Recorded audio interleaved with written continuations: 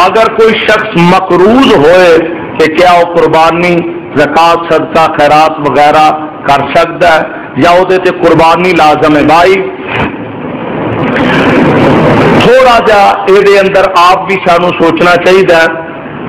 कई धक्के दे मकरूज बने होंगे ने, लाख रुपया अगर किसी का देना है तो 3 लाख लेना भी है, आंदा तू मकरूज ही बने हम कितों कुर्बानी करिए है कोई मसला। अगर तू देना है किसी का उहदे तो डबल ट्रबल लेना भी तो है वे।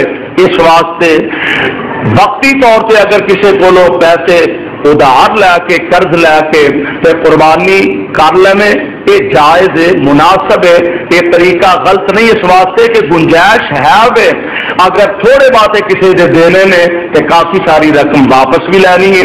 इस वास्ते कुर्बानी जरूर करनी चाहिए। सुभान रब्बिक रब्बिल इज्जति अम्मा यसिफून व सलामुन अलल मुरसलीन।